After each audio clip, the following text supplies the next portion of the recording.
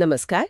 किसी भी बड़े संगठन और खासकर सरकारी संस्थाओं के लिए खरीदारी करना एक बहुत ही व्यवस्थित प्रक्रिया होती है।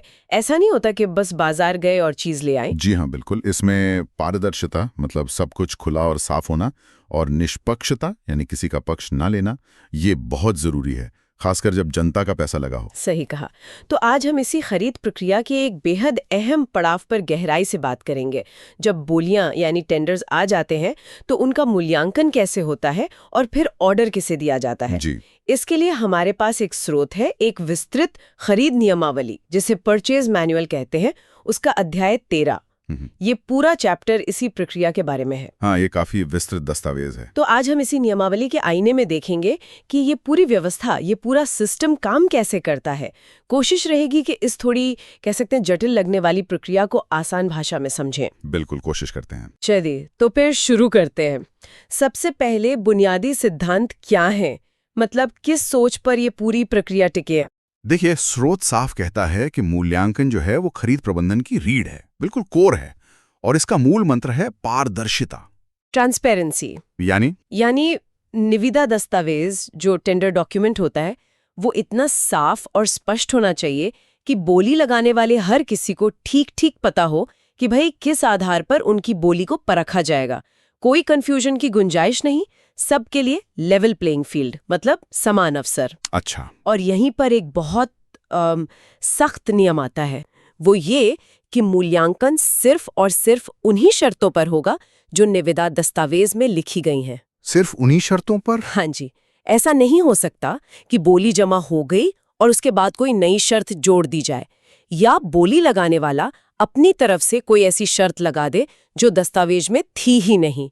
मकसद बिल्कुल साफ है, किसी को अनुचित फायदा ना मिले और पूरी प्रक्रिया निष्पक्ष रहे। ठीक है, ये तो सिद्धांत की बात हुई, लेकिन इसमें समय कितना लगता है, कोई अंदाजा होता है इसका? क्योंकि सरकारी कामों में देरी की शिकायतें तो आम हैं। हाँ बिल्कुल, नियमावली में कुछ सांकेतिक मतलब इंडिकेटिव टाइम फ्रेम्स दिए गए हैं। ये इस पर निर्भर करता है कि खरीद का तरीका कौन सा अपनाया जा रहा है।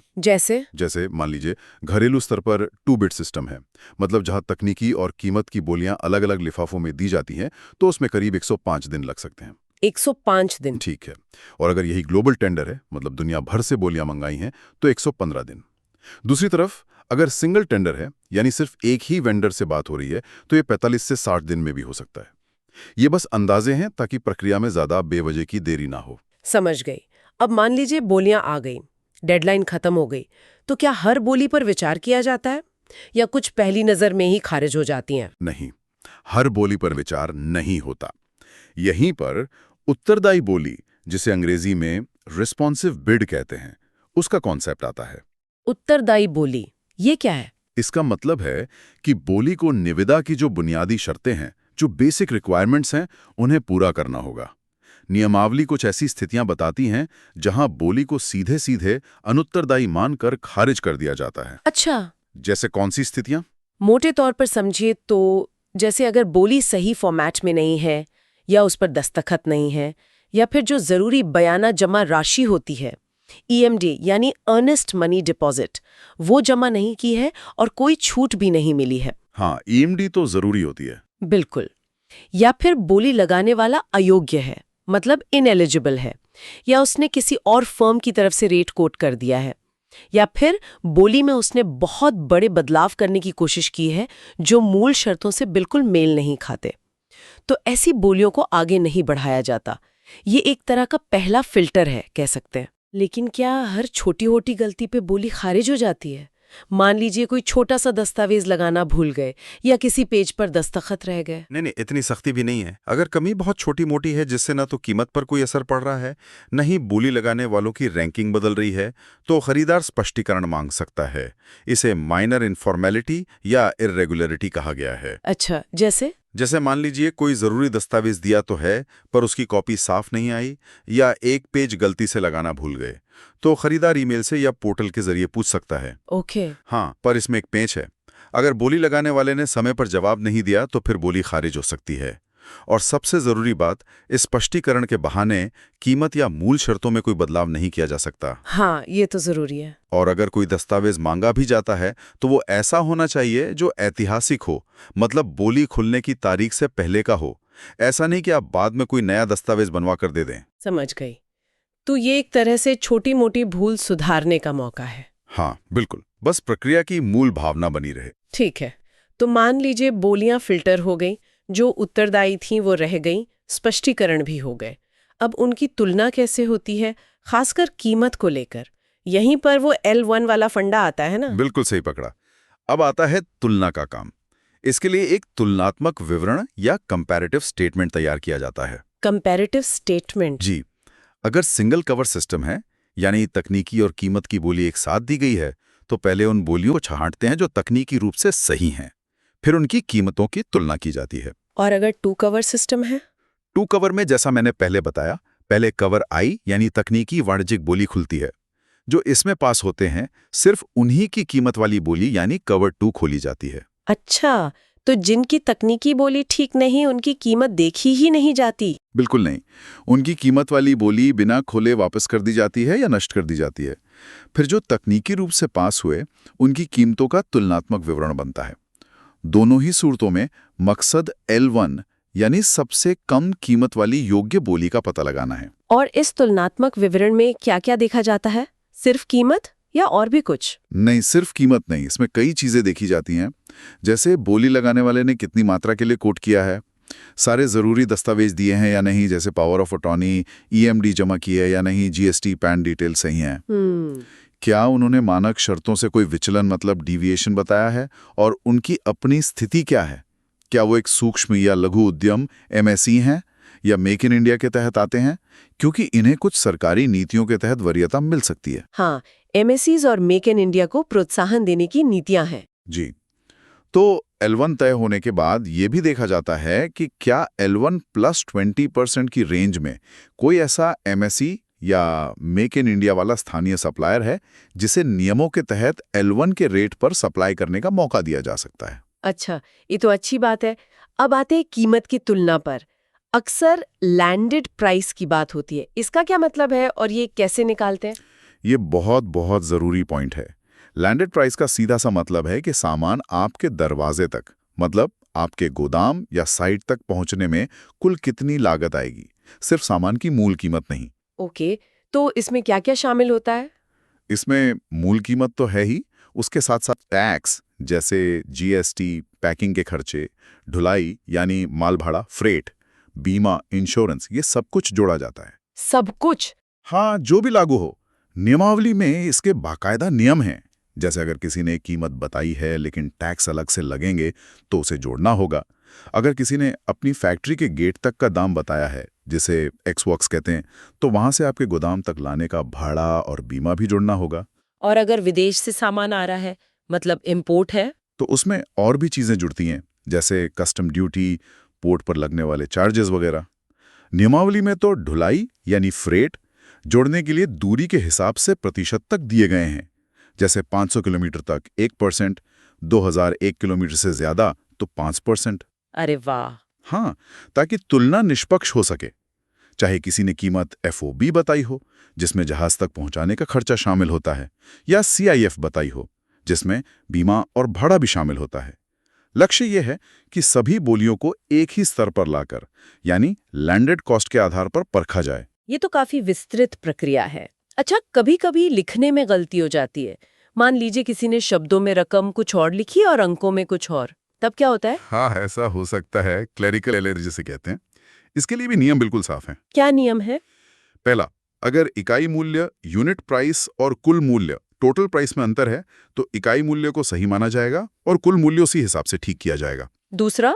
अगर जोड़ने में गलती है तो जोड़ ठीक किया जाएगा। और शब्दों और अंकों वाला? हाँ, वो सबसे आम होता है।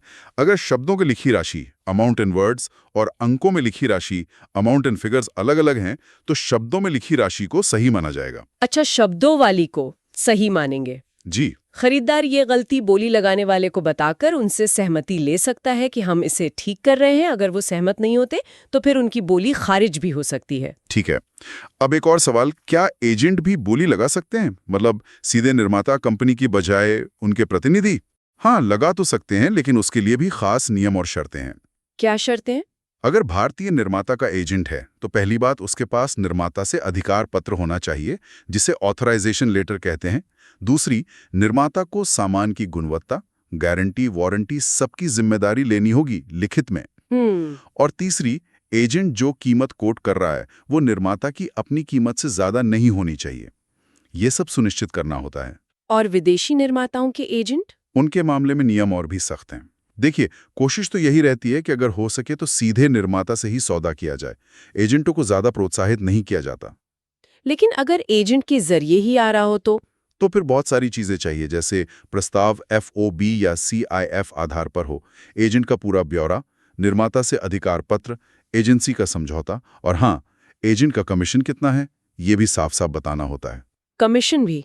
जी हाँ, और ये कमीशन भारतीय रुपए में देय होना चाहिए, और आमतौर पर ये FOB कीमत के 5% से ज्यादा नहीं होना चाहिए। साथ ही खरीदार यानी खरीदने वाली संस्था ये सुनिश्चित करती है कि कमीशन के किसी भी दावे से वो सुरक्षित रहे। मकसद फिर वही है, पारदर्शिता और जवाबदेही। समझ गई। अब मान लीजिए बोलियां अमेरिका से भी आई हैं, यूरोप से भी और भारत से भी। अलग-अलग मुद्राएं हैं, करेंसीज हैं। इनको कैसे हैंडल करते हैं? तुलना कैसे होगी? हाँ, ये भी एक अहम मुद्दा है। तुलना करने के लिए सभी कीमतों को भारतीय रुपए में बदला जाता है, कन्वर्ट किया जाता है। और किस रेट पर? इसके लिए आमतौर पर state bank of India SBI की बिल सेलिंग रेट, जिसे बिल सेलिंग रेट कहते हैं, उसका इस्तेमाल होता है। और ये दर उस दिन की ली जाती है जिस दिन कीमत वाली बोली खोली जाती है, प्राइस बिड ओपनिंग डेट। अच्छा, प्राइस बिड खुलने वाले दिन की SBI रेट। जी, इससे मूल्यांकन में एक रूपता आ जाती है, चाहे बोली डॉलर में हो, यूरो में हो या येन में। ठीक है। अब आते हैं मूल्यांकन के बिल्कुल केंद्र में, तकनीकी और वाणिज्यिक जांच, टेक्निकल एंड कमर्शियल स्क्रूटनी। इसमें कौन लोग शामिल होते हैं और क्या देखा जाता है? इसमें जैसा कि नाम से जाहिर है, 2 तरह की जांच होती है और इसमें कई विभाग शामिल होते हैं। कौन कौन से? पहले तकनीकी विभाग, मतलब टेक्निकल डिपार्टमेंट या जो यूजर डिपार्टमेंट है, वो देखता है कि बोली में जो सामान या सेवा ऑफर की गई है वो मांगी गई स्पेसिफिकेशंस के हिसाब से हैं या नहीं। पूरी तरह से तकनीकी पहलू। वो अपने एक रिपोर्ट बनाते हैं जिसे तकनीकी जांच report, technical scrutiny report, TSR कहते हैं। इसमें कभी-कभी बोली लगाने वाले का पिछला प्रदर्शन कैसा रहा है ये भी देखा जा सकता है। और वाणिज्यिक जांच? कमर्शियल स्क्रूटनी वो करता है सामग्री प्रबंधन विभाग, यानी मटीरियल्स मैनेजमेंट, MM डिपार्टमेंट। वो देखते हैं वाणिज्यिक शर्तें, जैसे पेमेंट की शर्तें क्या हैं, डिलीवरी कब तक होगी, गारंटी वारंटी क्या है वगैरह। उनकी रिपोर्ट बनती है कमर्शियल स्क्रूटनी रिपोर्ट, CSR। और क्या इसमें फाइनेंस वाले भी शामिल होते हैं? हाँ बिल्कुल। MM विभाग की जो CSR होती है उसे वित्त विभाग यानी फाइनेंस डिपार्टमेंट भी जांचता है, खासकर वित्तीय पहलुओं को लेकर। तो ये एक तरह से मल्टी डिपार्टमेंटल जांच है। यहाँ एक और शब्द का जिक्र बार बार आता है, निविदा समिति, टेंडर कमेटी या TC। हाँ, इनकी क्या भूमिका है इस पूरी प्रक्रिया में? TC, हाँ, ये बहुत ही महत्वपूर्ण बॉडी है। देखिए, एक निश्चित रकम से ज्यादा की जो भी खरीद होती है उसके लिए फैसले एक समिति लेती है, जिसे निविदा समिति, टेंडर कमेटी, TC कहते हैं। तो ये समिति क्या करती है? आप इसे खरीद प्रक्रिया की एक पंचायत या जूरी समझ सकते हैं। इसमें आमतौर पर MM, तकनीकी विभाग और वित्त विभाग के वरिष्ठ अधिकारी होते हैं। इनका मुख्य काम होता है TSR और CSR की समीक्षा करना, पूरी प्रक्रिया को देखना कि सब नियमों के अनुसार हुआ है या नहीं। और फिर ये तय करना कि कौन सी बोली तकनीकी और वाणिज्यिक रूप से स्वीकार्य है और उनमें से किसकी कीमत सबसे कम है, और ये जरूरी है कि वो कीमत उचित भी है या नहीं। ये समिति ही अंततः खरीद की सिफारिश करती है सक्षम प्राधिकारी को। आपने कहा उचित कीमत, प्राइस रीजनेबलनेस, ये कैसे तय होता है? सिर्फ सबसे कम होना काफी नहीं है? नहीं, सिर्फ सबसे कम होना काफी नहीं है, कीमत उचित यानी रीजनेबल भी होनी चाहिए। TC ये देखती है कि जो L1 कीमत आई है वो कहीं बहुत ज्यादा तो नहीं है या कहीं बहुत कम तो नहीं है। तो इसकी तुलना किससे करते हैं? इसकी तुलना कई चीजों से की जाती है, जैसे पिछली बार वही या वैसा ही सामान कितने में खरीदा था, उसे कहते हैं लास्ट परचेज प्राइस, LPP। आजकल बाजार में क्या भाव चल रहा है, क्या लागत का कोई अंदाजा लगाया जा सकता है, कॉस्ट एनालिसिस, और जो दूसरी बोलियां आई हैं उनमें क्या कीमतें हैं। LPP यानी पिछली खरीद की कीमत, ये तो अच्छा बेंचमार्क है। हाँ, लेकिन LPP से तुलना करते समय भी कुछ चीजें ध्यान में रखनी होती हैं। जैसे कहीं पिछली खरीद बहुत पुरानी तो नहीं थी, या किसी इमरजेंसी में तो नहीं हुई थी, या वो कीमत किसी लंबे कॉन्ट्रैक्ट का हिस्सा तो नहीं थी। इन सब बातों पर विचार होता है। और अगर कीमत उचित ना लगे तो मान लीजिए L1 की कीमत बहुत ज्यादा लग रही है। तो TC के पास विकल्प है। वो या तो L1 बोलीदाता से बातचीत, नेगोशिएशन करने की सिफारिश कर सकती है। हालांकि नियमावली कहती है कि बातचीत सिर्फ असाधारण परिस्थितियों में ही होनी चाहिए। या फिर TCA भी कह सकती है कि भाई ये कीमतें तो बहुत ज्यादा हैं, इस निविदा को रद्द करके दोबारा प्रक्रिया शुरू की जाए, रीटेंडरिंग। क्या TC के सभी सदस्यों का सहमत होना जरूरी होता है हर फैसले पर? देखिए, ये एक सामूहिक जिम्मेदारी है, मतलब कलेक्टिव रिस्पॉन्सिबिलिटी है। कोशिश होती है कि आम सहमति बने, लेकिन अगर किसी सदस्य को किसी बात पर असहमति है तो वो अपनी राय अपने कारण के साथ रिकॉर्ड करवा सकता है। इसे डिसेंट नोट कहते हैं। सहमति भी दर्ज हो सकती है? जी हाँ। फैसला आमतौर पर बहुमत के नजरिए मेजॉरिटी व्यू से होता है, लेकिन याद रहे TC सिर्फ सिफारिश करती है। अंतिम मंजूरी तो सक्षम प्राधिकारी ही देते हैं। वो TC की सिफारिश को मान भी सकते हैं और खारिज भी कर सकते हैं, लेकिन कारण बताना होगा। और प्रक्रिया में ईमानदारी बनी रहे, इसके लिए भी कुछ होता होगा? हाँ बिल्कुल, ये बहुत जरूरी है। TC सदस्यों को एक घोषणा करनी होती है कि उनका इस खरीद में कोई व्यक्तिगत हित या हितों का टकराव, कॉन्फ्लिक्ट ऑफ इंटरेस्ट नहीं है। पूरी प्रक्रिया गोपनीय रखी जाती है। ठीक है। कुछ खास परिस्थितियां भी होती होंगी, जैसे मान लीजिए सिर्फ एक ही बोली आई, तब क्या होगा? हाँ, ऐसा होता है कई बार। इसे सिंगल ऑफर सिचुएशन कहते हैं। इस पर विचार किया जा सकता है, लेकिन कुछ शर्तें हैं। क्या शर्तें? पहला, ये देखना होगा कि निविदा का ठीक से प्रचार प्रसार हुआ था या नहीं। दूसरा, निविदा की शर्तें कहीं ज्यादा सख्त तो नहीं थी, जिससे ज्यादा लोग बोली ना लगा पाए हों। और तीसरा, सबसे जरूरी, कि जो एक बोली आई है उसकी कीमत उचित है या नहीं। और अगर कीमत उचित नहीं है तो फिर वही विकल्प है, या तो उस अकेली फर्म से बातचीत की जाए कीमत कम करने के लिए, या फिर दोबारा निविदा जारी की जाए। ठीक है। एक और स्थिति सोचती हूँ, अगर कोई बोली जरूरत से ज्यादा ही कम लगे, मतलब इतनी कम कि शक हो कि भाई ये इतनी कम कीमत में काम कैसे करेंगे या क्वालिटी कैसी देंगे। हाँ, ये भी एक समस्या है। इसे कहते हैं असामान्य रूप से कम बोली, एबनॉर्मली लो बिड, ALB। ये चिंता की बात होती है, क्योंकि हो सकता है कि बोली लगाने वाला या तो गुणवत्ता से समझौता करे, या बाद में काम अधूरा छोड़ दे, या उसके पास काम करने की क्षमता ही ना हो। तो ऐसे में क्या करते? ऐसे में खरीदार उस बोली लगाने वाले से लिखित में स्पष्टीकरण मांग सकता है। उससे लागत का पूरा ब्यौरा, कॉस्ट ब्रेकअप पूछ सकता है कि भाई तुम इतनी कम कीमत में कैसे करोगे, बताओ। और अगर जवाब ठीक ना लगे? अगर जवाब संतोषजनक नहीं है या लगता है कि ये फर्म काम नहीं कर पाएगी, तो उस ALB को खारिज किया जा सकता है। कभी-कभी जोखिम कम करने के लिए उस फर्म से अतिरिक्त बैंक गारंटी या परफॉर्मेंस सिक्योरिटी भी मांगी जा सकती है। अच्छा, अब एक और बड़ी चुनौती की बात करते हैं, कार्टेल, यानी बोली लगाने वालों की मिली भगत, जब सब मिलकर कीमतें बढ़ा देते हैं। इससे कैसे निपटा जाता है? कार्टेल बनाना यानी गुटबाजी करके कीमतें तय करना या मार्केट बांट लेना, ये एक बहुत गंभीर अपराध है। ये प्रतिस्पर्धा अधिनियम, कॉम्पिटिशन एक्ट के खिलाफ है। हाँ, ये तो गलत है। अगर प्रक्रिया के दौरान ऐसा शक होता है कि बोली लगाने वालों ने आपस में सांठ-गांठ कर ली है, तो कई कदम उठाए जा सकते हैं। पहला, लागत का बहुत गहराई से विश्लेषण किया जा सकता है। दूसरा, मामले को भारतीय प्रतिस्पर्धा आयोग यानी competition commission of India, CCI को भेजा जा सकता है जांच के लिए। और इसे रोकने के लिए क्या करते हैं? Preventive measures. हाँ, वो भी हैं। जैसे अपनी जरूरत का सही आकलन करना, ज्यादा से ज्यादा सप्लायर्स को हिस्सा लेने के लिए प्रोत्साहित करना ताकि मुकाबला बढ़े, तकनीकी स्पेसिफिकेशंस की समीक्षा करना कि कहीं वो किसी एक दो फर्म के हक में तो नहीं है, निविदा की मात्रा या समय बदलना, और यहां तक कि ई-प्रोक्योरमेंट पोर्टल पे ये भी जांचना कि कहीं अलग-अलग फर्मों ने एक ही कंप्यूटर या IP एड्रेस से तो बोली नहीं भरी। ये सब शक को पुख्ता कर सकते हैं। चेतावनी वाले क्लॉज भी टेंडर में डाले जाते हैं। ये तो काफी जासूसी वाला काम लगता है। हाँ, कह सकते हैं, पर यह जरूरी है ताकि प्रतिस्पर्धा बनी रहे और सही कीमत मिले। अच्छा, क्या बोलियों पर बातचीत मतलब नेगोशिएशन आम बात है?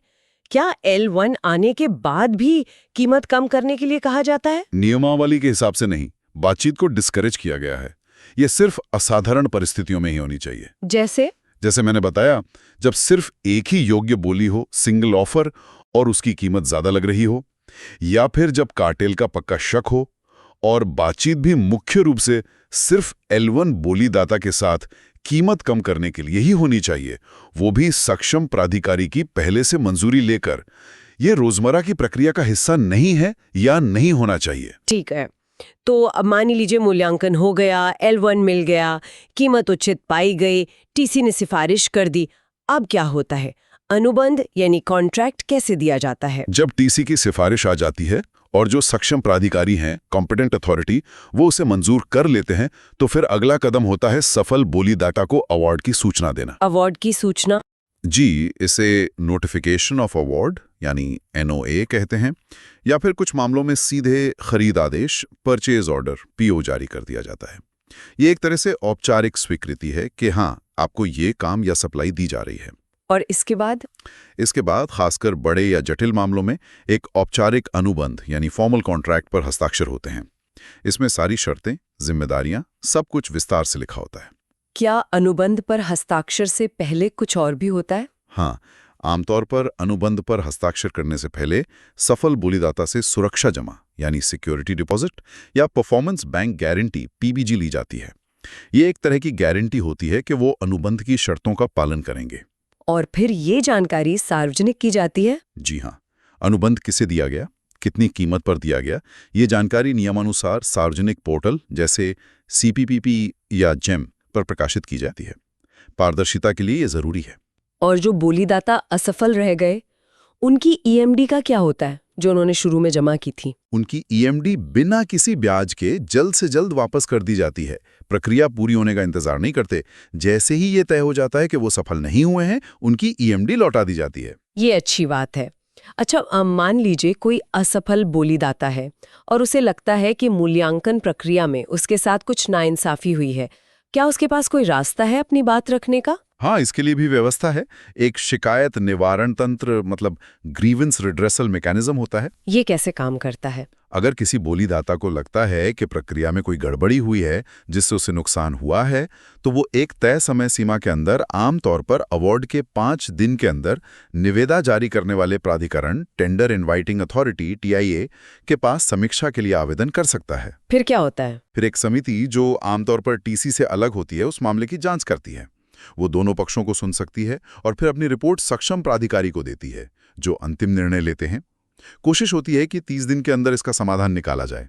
क्या असफल बोलीदाताओं को ये जानने का हक है कि उनकी बोली क्यों खारिज हुई? हाँ, नियमावली में डीब्रीफिंग का भी प्रावधान है। असफल बोलीदाता अनुरोध कर सकते हैं कि उन्हें बताया जाए कि उनकी बोली में क्या कमियां थी। इससे उन्हें भविष्य में सुधार करने में मदद मिलती है। लेकिन क्या हर तरह की शिकायत सुनी जाती है? नहीं, कुछ सीमाएं हैं। जैसे आप सरकार की खरीद नीति पर सवाल नहीं उठा सकते, या किस तरीके से टेंडर निकाला गया, जैसे ओपन या लिमिटेड, इस पर सवाल नहीं उठा सकते। शिकायत सिर्फ प्रक्रिया के पालन या मूल्यांकन से संबंधित हो सकती है। ठीक है, तो कुल मिलाकर हमने देखा कि ये निविदा मूल्यांकन और ऑर्डर देने की प्रक्रिया कितनी विस्तृत और कह सकते हैं परतदार है। जी हाँ। और लैंडेड कॉस्ट निकालना, उचित कीमत तय करना, फिर निविदा समिति की भूमिका। बिल्कुल। और फिर एजेंटों के नियम, असामान्य रूप से कम बोलियां, ALB और कार्टेल जैसी चुनौतियों से निपटना, बातचीत के नियम, निविदा रद्द करने की स्थितियां, और अंत में अनुबंध देना और शिकायत निवारण तक हर कदम के लिए नियम और प्रक्रियाएं तय हैं। इस पूरी कवायद का, इस पूरी मेहनत का आखिर मकसद क्या है? मकसद सीधा सा है कि सरकारी खरीद जो जनता के पैसे से होती है, वो निष्पक्ष हो, पारदर्शी हो, उसमें सबको बराबर मौका मिले, और सबसे जरूरी, पैसे का सही मूल्य मिले, वैल्यू फॉर मनी। ये प्रक्रिया जटिल जरूर लग सकती है, लेकिन इसमें जो इतने सारे चेक्स एंड बैलेंसेस हैं, वो इसे मनमानी या पक्षपात से बचाने की एक कोशिश है। हर कदम नियमों से बंधा है ताकि व्यक्तिपरक निर्णयों की गुंजाइश कम से कम हो। आस्था की बात कर रहे हैं। दूसरी तरफ आज का बाजार बहुत तेजी से बदलता है, नई टेक्नोलॉजी, नए समाधान रोज आ रहे हैं। तो क्या ये इतनी सख्त नियम आधारित प्रणाली कभी-कभी नवाचार यानी इनोवेशन या जरूरी लचीलेपन या फ्लेक्सिबिलिटी के रास्ते में आड़े आती है? क्या होता है जब कोई सचमुच अच्छी नई चीज सामने आती है जो पहले से तय नियमों और स्पेसिफिकेशंस के खाके में ठीक से फिट नहीं बैठती? ये सोचने वाली बात है ना? हाँ, ये एक बहुत ही वैध सवाल है। संतुलन बनाना हमेशा एक चुनौती रहती है।